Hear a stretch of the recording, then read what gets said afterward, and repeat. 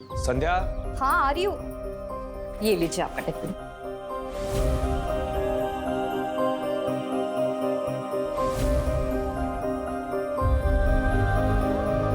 संध्या, इस घर में अकेली रह लोगी? ये शहर, ये जगह तुम्हारे लिए बिल्कुल नहीं है। शादी के पूरे 3 साल बाद मुझे अपना कहने को घर और संसार मिला है। आप यहाँ अकेले थे, वहाँ मायके में मैं अकेली थी। अब जाके हमारा अपना घर संसार शुरू हो रहा है। आप देखिएगा, मैं इस घर को ना बड़ी अच्छे से सजाऊंगी। फिलहाल तो ये घर किराए का है, लेकिन बहुत जल्दी अपना घर होगा। जैसा भी होगा, है तो अपना ही घर ना।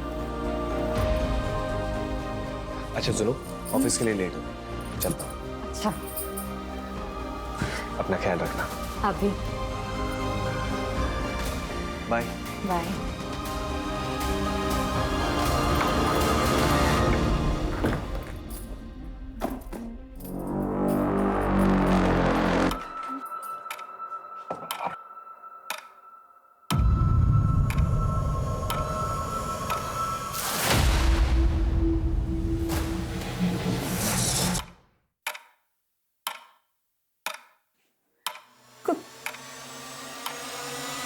कौन है?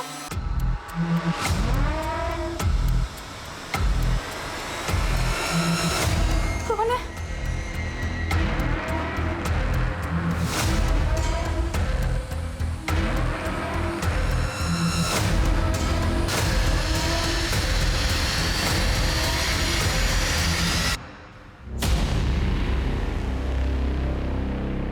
बहुत डर लगता है आपको? नहीं, तो प्रॉब्लम क्या है? डिप्रेशन। मर जाने को दिल करता। लाइफ की ये टेंशन मुझे बर्दाश्त नहीं हो रही है। आपके अंदर काफी कुछ दबा हुआ है जो आपको बाहर लाना होगा। मैं आपकी मदद करूंगा, जज भी नहीं करूंगा आपको। अरे बाबा, झगड़ा नहीं करूंगा। अच्छा तुम बैठो। अब बताओ, क्या प्रॉब्लम है? दोपहर में मैं जब घर ठीक कर रही थी तो मुझे ऐसा लगा कि यहाँ कोई है। इस घर में आने जाने के 2 रास्ते हैं, एक बाहर की तरफ खुलता है और एक गार्डन की तरफ। और जैसा तुमने बताया कि दोनों दरवाजे बंद थे, इस शहर में नहीं, इस घर में भी तुम अकेली, सिर्फ तुम्हारा वहम होगा। एक काम करते हैं, तुम्हें चीयर अप करने के लिए एक है। हाँ।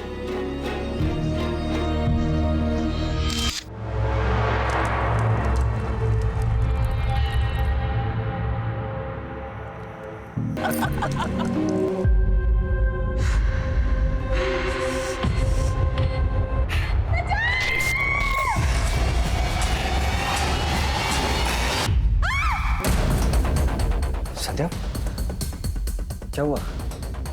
सब ठीक तो है ना? यहाँ कुछ तो है। मतलब इस घर में कुछ तो गड़बड़ है। मुझे बहुत डर लग रहा है। ये सब तुम्हारा वहम है, कुछ भी नहीं है। देखो। नहीं नहीं, कुछ है यहाँ पे, कुछ तो है। अच्छा अच्छा ठीक है, मैं हूं ना तुम्हारे पास। तुम सो जाओ, सो जाओ।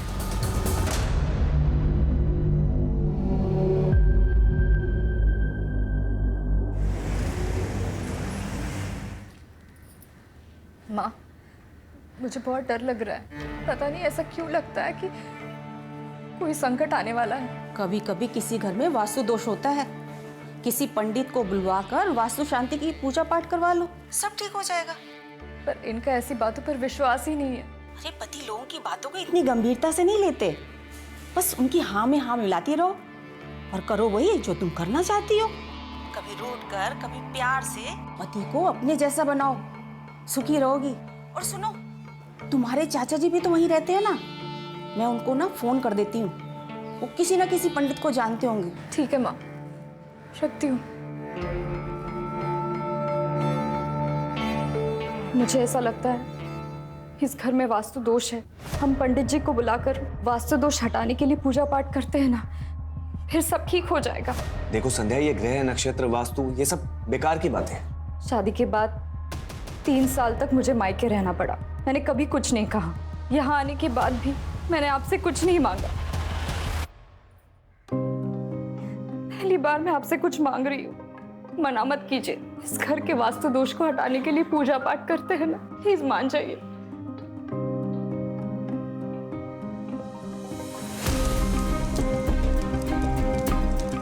ओम भू स्वाहा तत्सवितुर्वरेण्यं भर्गो सर्वार्थ साधिके शरण।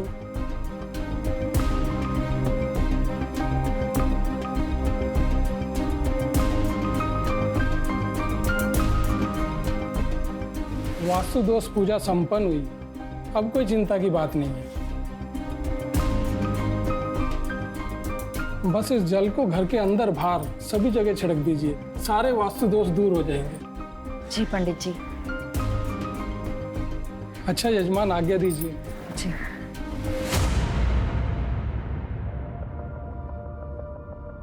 सुनिए, ये आपका टिफिन। संध्या, लेट हो रहा ऑलरेडी।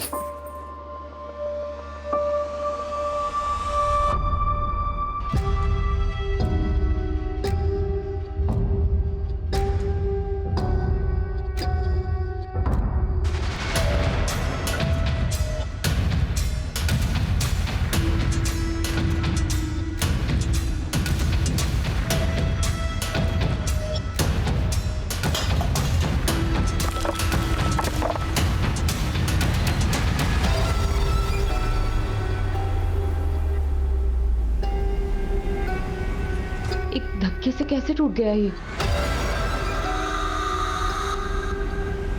हेलो, मैं संध्या बोल रही हूँ। यहाँ कोई मिस्त्री है क्या? हाँ, वो तंदूर ठीक कराना था।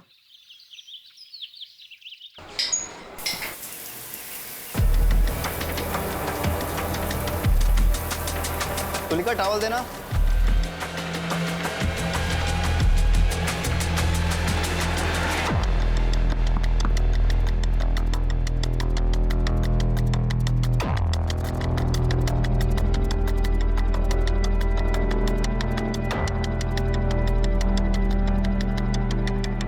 तुलिका, जब तक मैं घर वापस नहीं आता दरवाजा बिल्कुल मत खोलना।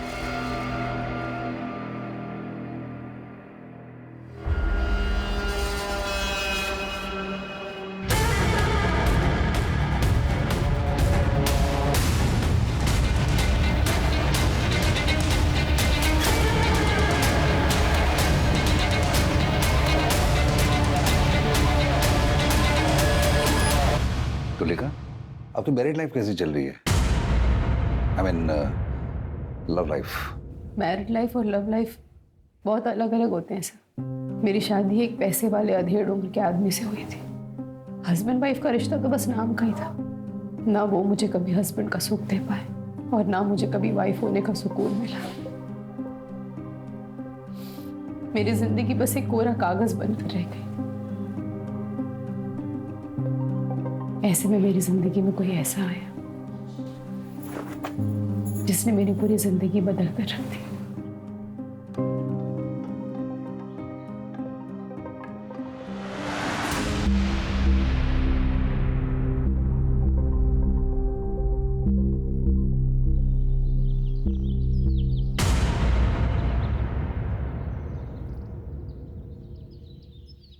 ऐसे क्या देख रहे हो?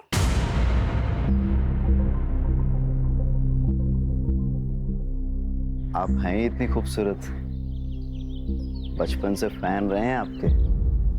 लगता है आपने हमें पहचाना नहीं। रजत? बाप रे, कितने बड़े हो गए तुम। नहीं। अरे वाह, मुझे तो नाश्ते पे किसी ने बुलाया ही नहीं। तुम कोई मेहमान हो क्या? फैमिली मेंबर हो। हक से बैठो और हक से खाओ। अरे वाह, आपके हाथ के बने खाने का स्वाद तो पूरी दुनिया में कहीं नहीं मिल सकता। एक और दो, एक और दो, एक और दो।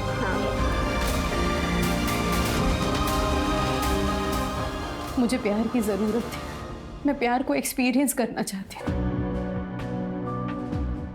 पर पता नहीं था मुझे कि वो प्यार मुझे एक ऐसे रिश्ते से मिलेगा जिसे पाप समझा जाता है।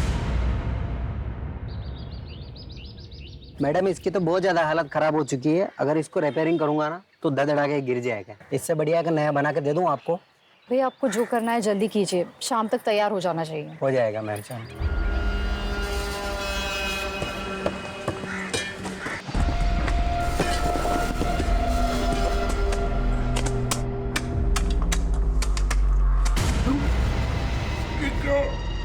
मैडम को बुला ले। ये देखिए मैडम।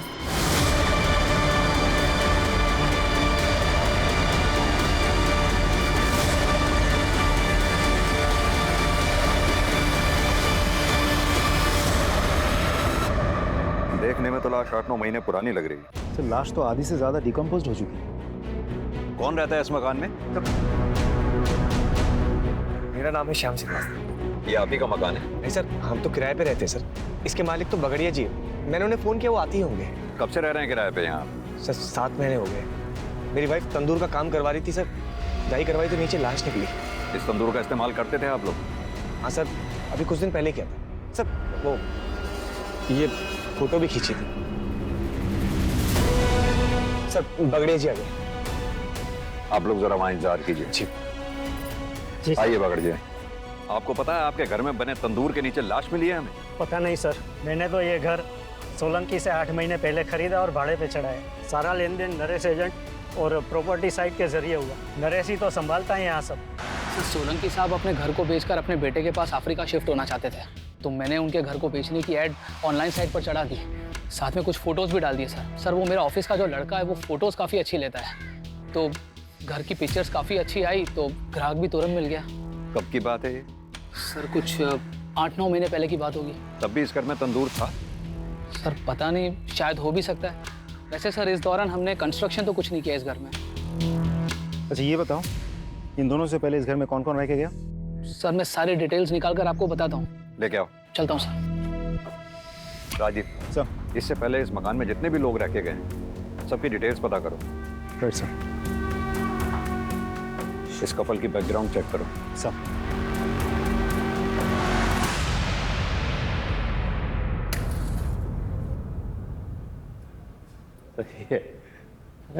अरे वाह, शादी के 3 साल होने के बाद भी इतना प्यार कैसे कर लेते हैं? अरे भाई करना ही पड़ता है।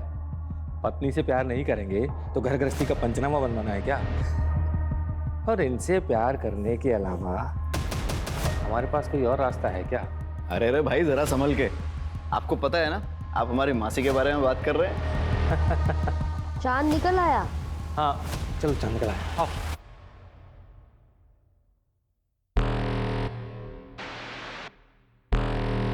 हर शादी प्यार के भरोसे पर नहीं चलती। कुछ शादियां मजबूरी की वजह से चलती रहती हैं। अगर आपकी शादी में सब कुछ ठीक ठाक था, ऐसी कौन सी मजबूरी थी जो आपको परेशान कर रही थी? मजबूरी नहीं सर, ज़रूरत। मेरे पति का पहला और आखिरी प्यार उनका बिजनेस और पैसा ही है। मेरी ज़रूरतों का तो उन्होंने कभी ख्याल ही नहीं रखा। अपनी इच्छाओं को दबाने के लिए रोज रात को ठंडे पानी से नहाना पड़ता था सर। और ऐसे ही एक रात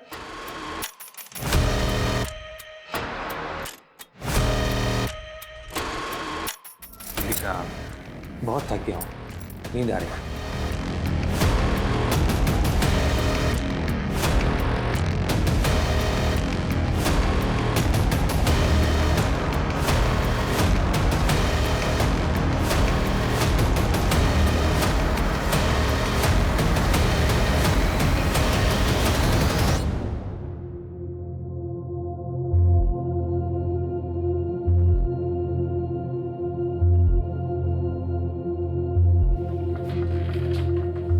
सुनिए,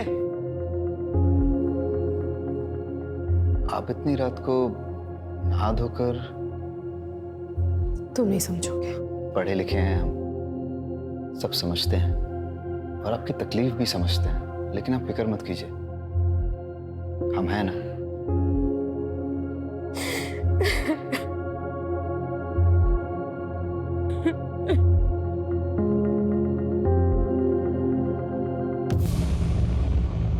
सर, पोस्टमार्टम और फॉरेंसिक रिपोर्ट आ गई है। आपका शक सही था, लाश लड़की की ही है। मौत करीब 7 से 8 महीने पहले हुई है। उस दौरान किसी लड़की की मिसिंग कंप्लेंट आई थी क्या? एक औरत ने मिसिंग कंप्लेंट लिखवाई थी सर, लेकिन सर वो औरत कुछ दिनों के बाद वापस आई और मिसिंग कंप्लेंट वापस ले लिया। मिसिंग कंप्लेंट की किसने थी? सर उसका नाम तबस्सुम जहां है। और मिसिंग कौन हुआ था? सर तबस्सुम जहां की भांजी, उसका नाम गजरा है।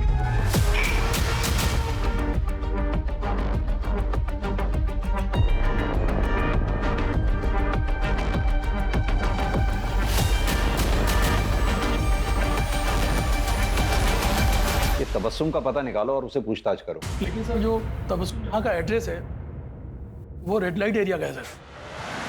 साहब उस घर में ना कुछ बाराती रुके हुए थे, नाच गाने की फरमाइश थी, तो मैंने अपनी एक लड़की गजरा को वहाँ भेज दिया, पर वो वापस आई ही नहीं।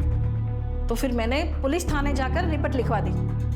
फिर वो दूसरे दिन ही वापस आ गई, पूरा बाटली मार के बेवड़ी पड़ी थी। फिर जैसे ही उसको होश आया तो वो घर पे आ गई। फिर मैंने भी थाने जाके रिपोर्ट वापस ले ली। गजरा है कहाँ बुलाइए? उसे टीबी हो गया था ना साहब, तो नाच गाना छोड़ के वो अपने गाँव चली गई। उसका फ़ोन नंबर दीजिए। नंबर था साहब, लेकिन मोबाइल मैंने दिया था ना उसको, तो जाते समय वो मोबाइल दे के गई। ठीक है, तो पुराना वाला नंबर दे दीजिए। साहब वो तो मैंने बेच दिया मोबाइल। घर का पता तो होगा, वो दे दीजिए। मेरे पास नहीं है साहब। राजीव, दाल में कुछ काला है, गजरा को ढूंढो पहले तुम। और हाँ, इस तबस्सुम की भी डिटेल्स निकलवाओ। सर वो लाश वाले घर में जो लोग भी रहते थे उन सभी की इंफॉर्मेशन निकाली है सर मैंने। सर सबसे पहले उस घर में किराएदार के तौर पर ये रजत जी और उसकी विधवा बहन तन्वी आई थी सर। उसके बाद ये घर हमने बगाड़िया जी को बेच दिया सर। और सर कुछ समय के लिए हमने पवन कौल साहब को भी ये घर किराए पे दिया था। सर उसके बाद हाँ, ये जोशी जी के बेटे की शादी थी सर, तो उसके काफ़ी सारे दोस्त आए थे यहाँ पर। रजत और उसकी बहन की डिटेल्स? सर एक्चुअली वो डायरेक्ट पार्टी थी सोलंकी जी की, तो उन्हीं के पास सारी डिटेल्स होगी। लेकिन हाँ सर, मैंने हाँ रजत जी का फ़ोन नंबर निकाल लिया सर उनके पड़ोसियों से। सर मेरे बेटे के 2-3 दोस्त रुके थे उस घर में। एक तो अमेरिका में उसके साथ ही काम करता है, और दूसरा जर्मनी में है, और तीसरा शायद मुंबई में कहीं काम करता है। क्या आपको मालूम है उस दौरान आपके बेटे के दोस्तों ने रात में रेड लाइट एरिया से किसी नाचने वाली को घर बुलाया? उन्होंने तो नहीं बताया था, लेकिन हमें पता चला था सर कि वो लड़की की जो मौसी है ना, उसने जब पुलिस कंप्लेंट की तब बहुत डांटा था मैंने उसे। बाद में उन लोगों ने माफ़ी भी मांग ली थी और लड़की भी मिल गई थी। केस रफा दफा हो गया था और हमने भी बात को दबा दिया था। उन सभी बच्चों की डिटेल्स इन्हें लिखवा दीजिए। जी। अजय, क्या लगता है सर, ये केस हम सॉल्व कैसे करेंगे? लास्ट की शिनाख्त भी तो नहीं हो पा रही है। वही तो राजदीप, केस उलझता ही जा रहा है। ना तो हमारे हाथ में कोई ठोस सबूत है, ना ही कोई ठोस सुराग। एक काम करो, ये पवन कौल को पूछताछ के लिए बुलाओ। इनफैक्ट पवन कौल ही क्यों, इस घर से जुड़े सभी लोगों से अच्छे से पूछताछ करो। आई एम श्योर कच्चा ही सही पर एक धागा हमारे हाथ जरूर लगेगा। फिर लाश की शिनाख्त भी होगी और कातिल भी पकड़ा जाएगा।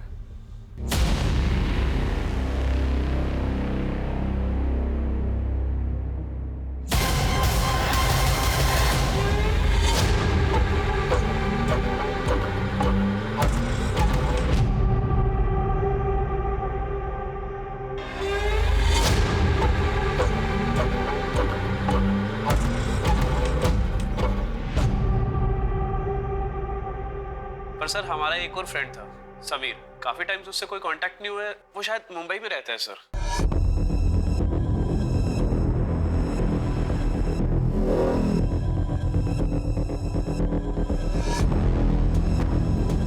कौन से कॉलेज में पढ़े हो आप लोग? Sir city college sir. City college से समीर का एड्रेस लो और समीर की सारी डिटेल्स निकालो। Right sir. फंक्शन के दौरान जिस घर में तुम्हारे दोस्त रुके थे, उस घर में बने तंदूर के बारे में कुछ जानते हो? नहीं सर, हम तो ऑल द टाइम हॉल में ही थे, वहां जाने की कोई नीड ही नहीं पड़ी सर हमें। जरूरत पड़ी तो फिर बात करेंगे तुम्हारे साथ। सर, शाम के बारे में सारी इन्फॉर्मेशन निकाल ली।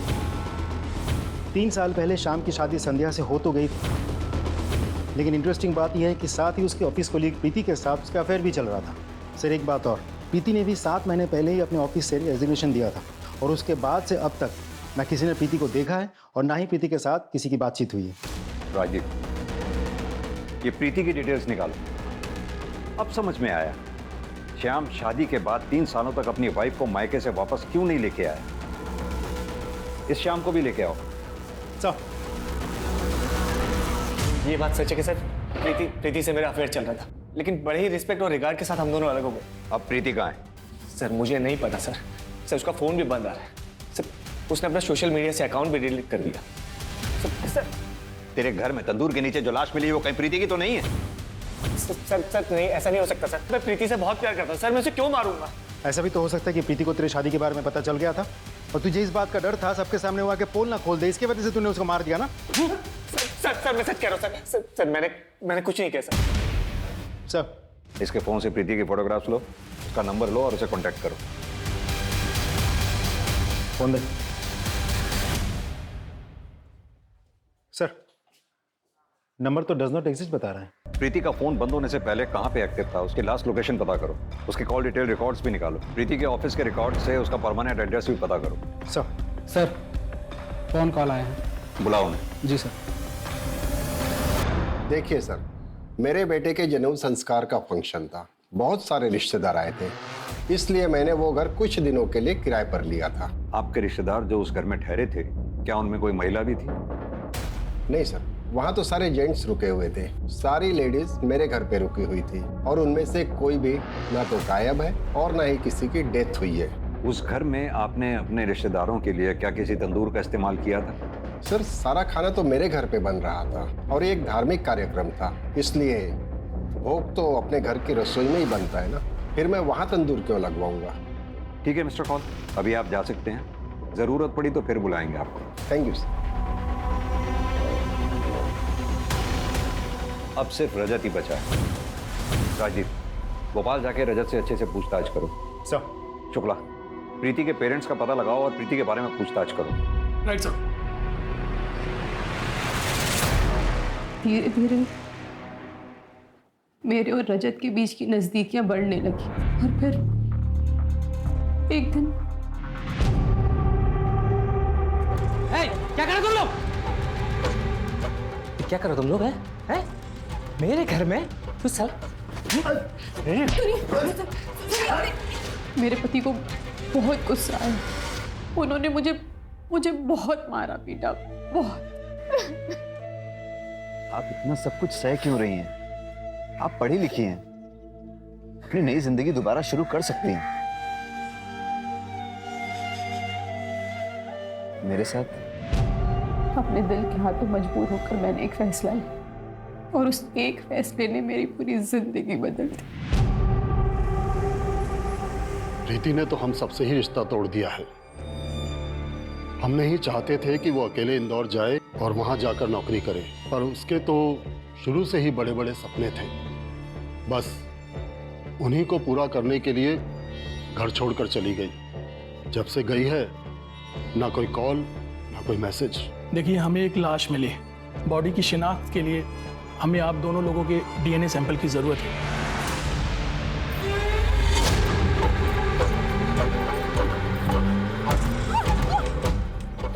कहाँ तक भागेगी मुझसे? हैं? मुझे धोखा देती है।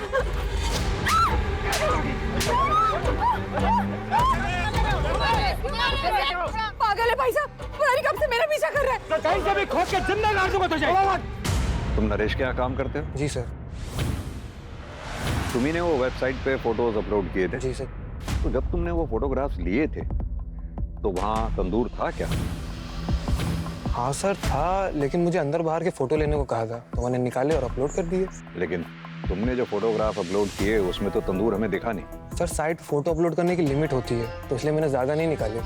ठीक है, तुम जा सकते हो, जरूरत पड़ेगी तो फिर बुलाएंगे। सर उस घर में रहने वाले पुराने टेनेंट रजत का पता चल गया। कहाँ का रहने वाला है? भोपाल का सर। राजीव सर पता करो। Right sir.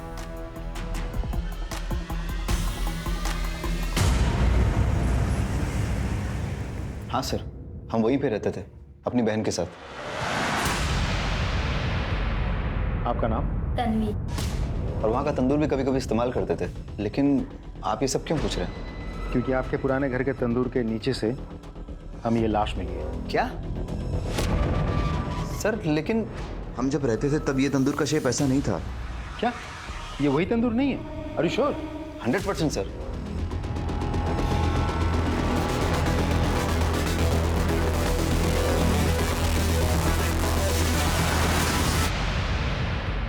प्लीज मुझे छोड़ के मत जाओ। मुझे माफ कर दो, मुझे नफरत हो गई मुझे तुमसे, नफरत।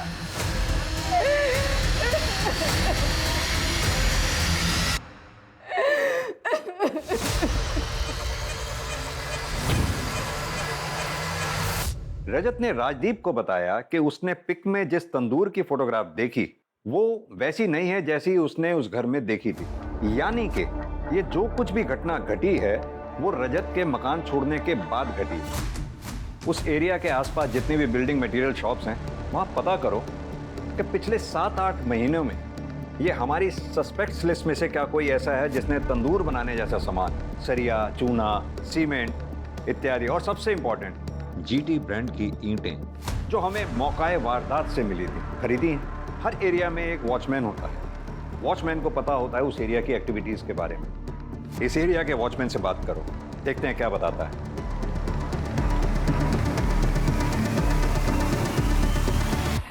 अरे भाई साहब, बोलिए। मैं इस एरिया में एक घर लेने की सोच रहा हूँ, तो थोड़ी सी जानकारी चाहिए। सर, जानकारी बिना दक्षिणा के दूंगा तो जानकारी का अपमान हो जाएगा। बात तो आप सही कह रहे हैं। तो ऐसा करते हैं, अब बात करें? हाँ साहब, अब तो बात हो सकती है। मैंने इस एरिया में एक घर देख रखा है, लेकिन सुना है कि उसके पड़ोस वाले घर में कुछ भूत का चक्कर है। अरे सर, आप बात तो सही कह रहे हैं, लेकिन भूत कुछ नहीं होते। लेकिन हाँ, उस घर में ना खेल बहुत होते थे। वो एजेंट नरेश है ना, उसी के हाथ में था भाड़े से ये घर। जब कोई भाड़े वाला रहने को नहीं आता है तो नरेश क्या करता है कि कुछ लड़कियों को लेके उधर आता है।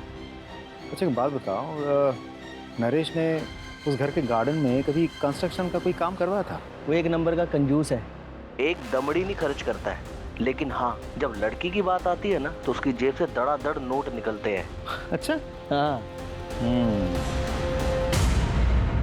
मैंने क्या किया सर? मैंने कुछ नहीं किया सर। मैं सब बताता हूँ सर, मैं सब बताता हूँ सर, सब बताता हूँ सर। राजदीप,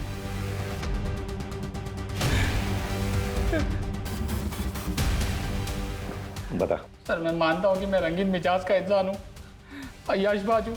उस घर में मैं लड़की लेकर आता था पैसे देकर एंजॉय करने के लिए, लेकिन सर मैंने किसी का मर्डर नहीं किया सर। मैंने सच्ची में किसी का मर्डर नहीं किया सर। ये भी तो हो सकता है तूने किसी को अय्याशी के लिए बुलाया हो, किसी बात पे अनबन हो गई हो, तुझे गुस्सा आया, तूने उसे मार दिया, गाड़ दिया वहां पर, अब हमारे सामने शराफत का नाटक कर रहा है। नहीं सर। राजदीप सर, इसकी सारी हिस्ट्री और ज्योग्राफी निकालो। सर मेरा यकीन मानिए सर, मैंने कुछ नहीं किया। मैंने कुछ नहीं किया सर। मैं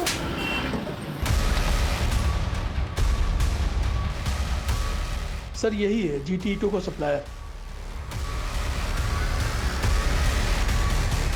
हाँ सर, क्या चाहिए आपको? पिछले 8-9 महीनों में आपकी दुकान से किस किस ने कंस्ट्रक्शन मटेरियल खरीदा है, जैसे कि इस तरह की ईंटें? सर, हमारे पास हर खरीद का रिकॉर्ड रहता है। मैं जितनी जल्दी हो सके आपको सब डिटेल पहुंचा दूंगा। ठीक, thank you. Sir, forensic report आ गई है सर। सर, डेड बॉडी की उंगलियों में कुछ बाल फंसे हुए थे सर, लेकिन उन बालों का DNA डेड बॉडी के साथ मैच नहीं कर रहा सर। वो बाल जरूर उस कातिल के होंगे। एक काम करो, नाखून से मिले बालों का DNA हमारे केस से जुड़े सारे सस्पेक्ट्स के DNA से मैच करके देखो, जरूर उस कातिल के होंगे। और वो रेड लाइट एरिया वाले खबरी के बारे में कुछ पता चला? सर, वो अभी मुंबई गया हुआ, आज शाम को वापस आएगा सर। ठीक है सर। बताओ अब्दुल, क्या खबर है? गजरा वापस तो नहीं आई थी, पर पता नहीं तबस्सुम सबसे कहती फिर रही थी गजरा वापस आ गई। सुनने में ये भी आया है तबस्सुम ने गजरा का सच छुपाने के लिए काफी मोटी रकम ली है। हाँ साहब, ये बात सच है कि जोशी ने मुझे बहुत सारे पैसे दिए गजरा का केस वापस लेने के लिए। ये भी झूठ बुलवाया कि उसे TB हुआ है और वो वापस अपने गांव लौट गई है। ये सब उन लड़कों की वजह से हुआ है। खानदान के नाम पर कालिक पुत जाती, इसलिए हमने तबस्सुम को लाखों देकर उसका मुंह बंद करवाया। हुआ क्या था? वो बैचलर्स पार्टी के अगले दिन जब मेरा बेटा और उसके दोस्त जागे, उन्होंने देखा कि ना तो वहां पे गजरा थी और ना ही समीर था। समीर गजरा को लेकर भाग गया था सर। दोनों मेरे बेटे और उसके दोस्तों के वॉलेट और सारे वैल्यूएबल्स लेकर भाग गए थे सर। पुलिस कंप्लेंट क्यों नहीं लिखवाई थी तुम? अगर पुलिस कंप्लेंट हो जाती तो मेरे बेटे का रिश्ता नहीं टूट जाता और ग्रीन कार्ड बनने ही वाला था उसका। हमारी तो सारी मेहनत बेकार हो जाती सर। क्या चाहते हैं आप मिस्टर जोशी? आपकी कहानी पे विश्वास करें? यह भी तो हो सकता है ना कि गजरा को आपके बेटे और उसके दोस्तों ने मिलकर मार दिया और फिर वहां गाड़ दिया हो और अपने पैसे के बल पर तबस्सुम का मुंह बंद करवा दिया। और फिर आपने कहा बच्चे विदेश चले गए, क्योंकि आप अच्छी तरह से जानते हम अपने तरीके से उन्हें इंटेरोगेट करना चाहे तो उन्हें इंडिया बुलाना मुश्किल है। क्या खूब कहानी बनाई है आपने। राजदीप सर, इनसे अपने तरीके से पूछताछ करो और इनके बेटे और उसके दोस्तों को इंडिया बुलाने की व्यवस्था करो। अब मैं इन सेशंस के लिए नहीं आ पाऊंगी। क्यों? वो मेरा पति, वो मेरी जान का दुश्मन बना हुआ है। मुझे तो लगता है जैसे वो मुझे जान से ही मार डालेगा, इसलिए आप कुछ दिन में घर से ही नहीं निकलोगे। तो आप पुलिस की हेल्प लीजिए ना। पुलिस के पास जाऊंगी तो दुनिया भर को सब कुछ पता चल जाएगा, सब मेरा मजाक उड़ाने लगेंगे और ये सब मैं बर्दाश्त नहीं कर पाऊंगी। एक काम कीजिए, आप ये रखिए, इसमें मेरा नंबर है, अगर आपको मेरी कोई जरूरत लगे तब जरूर कॉल कीजिए। Thank you.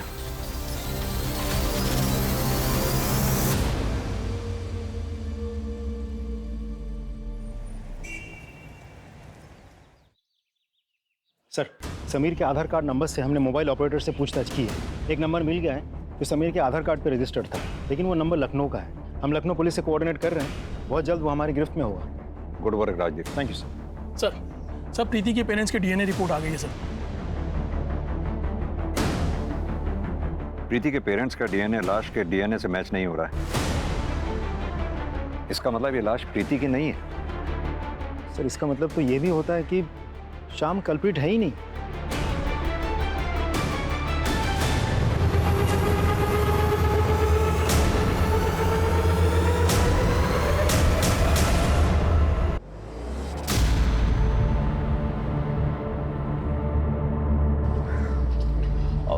सर, मैं हूं समीर, आप लोग मुझे ही ढूंढ रहे थे और ये है गजरा। छोड़ो मुझे, मैं डांसर हूँ, कलाकार, धंधे वाली नहीं। अच्छे पैसे मिलेंगे तुझे। उसकी बात समझ नहीं आ रही है, वो मना कर रही है ना। छोड़ छोड़ उसे। तुमने मुझे आज बचा लिया है, पर जिंदगी भर तो नहीं बचा पाओगे ना। आज तुम्हें बचाया है, ऐसे हर बार बचाऊंगा। मैंने सभी से रिश्ते नाते तोड़ दिए और हमने एक नई जिंदगी की शुरुआत की। हम ये कैसे मान लें कि यही गजरा है? कोई आईडी वगैरह है आपकी?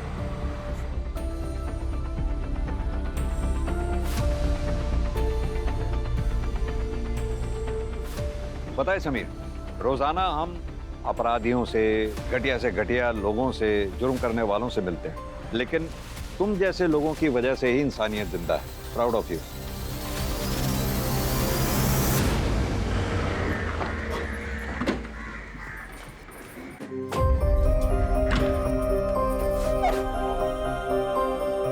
संध्या जी, आपके घर में जो लाश मिली थी वो प्रीति की नहीं है और उस लाश के साथ आपके पति का कोई कनेक्शन नहीं है। आपके पति निर्दोष है। भगवान ने मेरी सुन ली।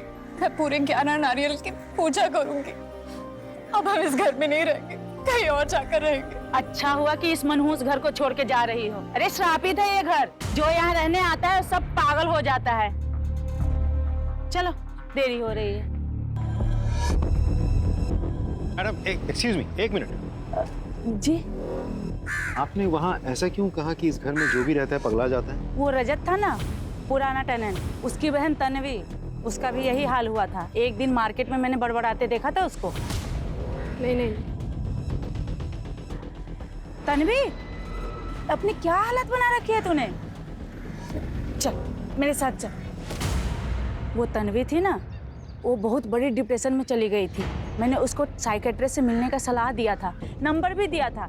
1-2 सेशन की, उसको सुधार आने लगा था और उसके बाद छोड़ दी। ये देखिए, मुंह पे निखार भी आने लगा था। तभी टाइम का वो फोटो है ये।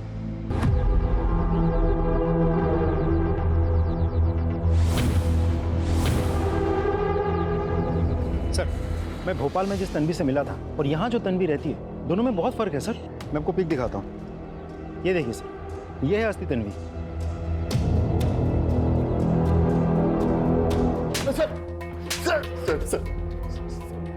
सर मैं सच कह रहा हूँ सर, मुझे नहीं पता कि तन्वी कहाँ है।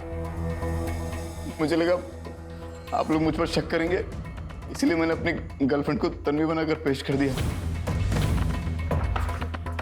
तुझे कैसे नहीं पता कि तेरी बहन तन्वी कहाँ है? बोल। सर वो हमारा झगड़ा हो गया था, फिर मैं उसे छोड़कर भोपाल चला गया। उसके बाद से मैंने कोई कांटेक्ट नहीं रखा उससे। सर मैं सच कह रहा हूँ सर। कहीं ऐसा तो नहीं जिस लड़की की तेरे घर में तंदूर के नीचे लाश मिली वो तन्वी की हो, जिसे तूने मार दिया और वहां गाड़ दिया? सर भगवान की कसम खा के कह रहा हूँ सर, सर मैंने किसी को नहीं मारा।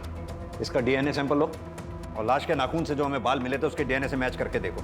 चल सर ले जाओ सर साइकेट्रिस्ट विनीत आए जो तन्वी का इलाज कर रहे थे। सर तन्वी का असली नाम तुलिका है और वो रजत की बहन नहीं, मौसी थी।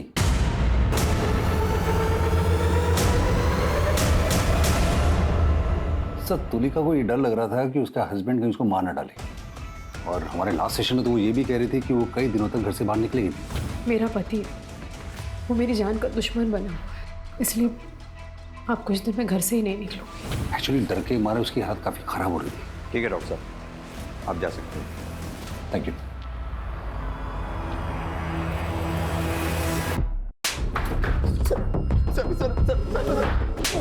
सर बताता हूँ सर मैं बताता हूँ सर मैं बताता हूँ सर बता। सर तुलिका मुझे बहुत अच्छी लगती थी सर, फिर हमारा अफेयर शुरू हुआ और फिर हम दोनों घर छोड़कर भाग गए सर।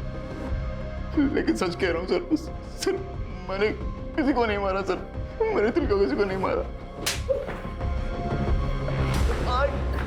तुलिका तेरी मासी है या कुछ और? इसकी असलियत तो तेरी माँ ही हमें बताएगी। अपनी माँ का नंबर और पता दे। दे मर गए दोनों मेरे लिए, मुंह दिखाने लायक नहीं छोड़ा। देखिए हम आपकी परेशानी समझ सकते हैं, लेकिन आपके बेटे रजत और तुलिका ने आपके साथ जो किया वो गलत था। लेकिन हमें शक है कि हमने जिस लाश को बरामद किया है वो आपकी बहन तुलिका की ही है, और वो तभी साबित होगा जब उस लाश का डीएनए आपके साथ मैच होगा। दरअसल तुम तुलिका से नफरत करते थे, इसलिए तुमने तुलिका को मार डाला।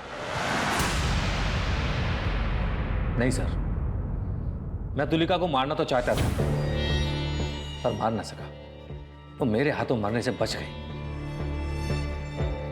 शुक्ला, इनका डीएनए सैंपल लो, लाश के नाखून पे जो बाल मिले थे उनके डीएनए से मैच करके देखो। सर मौका वारदात में मिली उन ईंटों को लेकर हमने गहरी छानबीन की। उस तरह की ईंटें उन 3 महीनों के अंतराल में करीब 40 मिस्त्री और कॉन्ट्रैक्टर को बेची गई थी। हमने सबसे पूछताछ की, लेकिन किसी का भी कंस्ट्रक्शन का काम तब नहीं चल रहा था जब हमें उस तंदूर के नीचे गड़ी लाश मिली थी, सिर्फ एक को छोड़कर। कौन है वो? सर मिस्त्री रमेश, लेकिन वो फरार है। सर हमें लुकआउट नोटिस जारी करना पड़ेगा। आओ।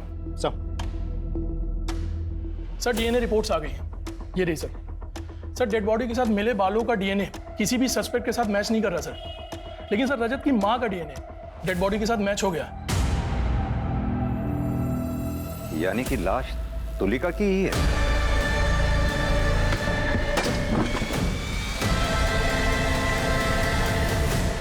ये तुलिका के कॉल डिटेल रिकॉर्ड्स निकलवाओ। Right sir. सर मिस्त्री रमेश के बारे में पता चल गया, दीवार में कहीं छुपा बैठा है। ले आओ सर।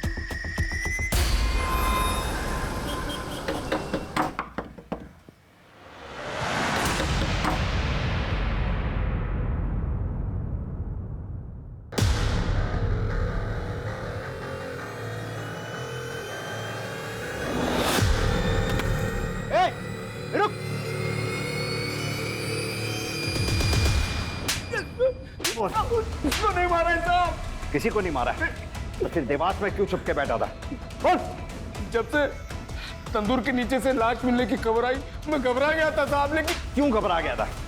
साहब क्योंकि 4 लाश दफन थी साहब, मैंने उसी पे तंदूर बना दिया था, लेकिन मैंने मारा नहीं है साहब। तूने नहीं मारा तो फिर किसने मारा? वो साहब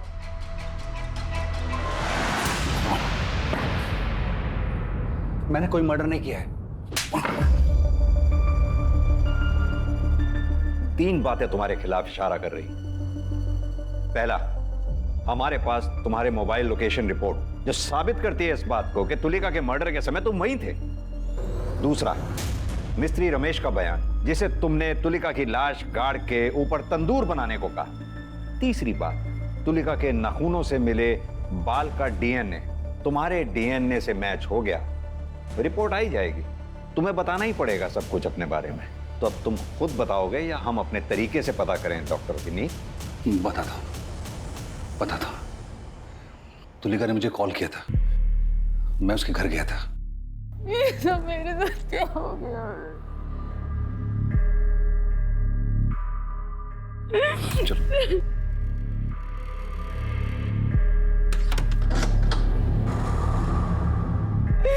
सबने मुझे धोखा दिया, सब मुझे चुप कर चले, मैं बिल्कुल अकेली हो गई हूँ।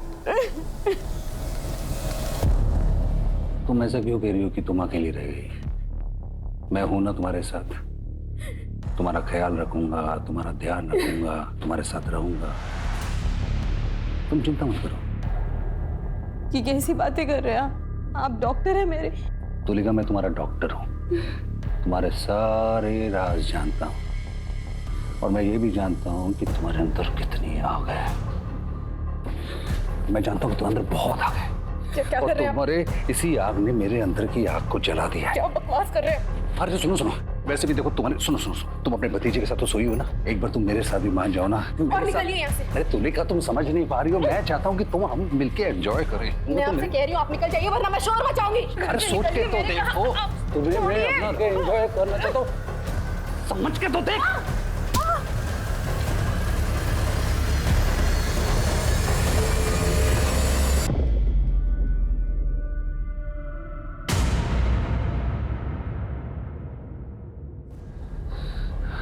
रमेश, डॉक्टर विनीत बोल रहा हूँ। उसके बाद मैंने रमेश को बुलाया, तंदूर तोड़वा के मैंने उसी के नीचे तुलिका की लाश गड़वा दी।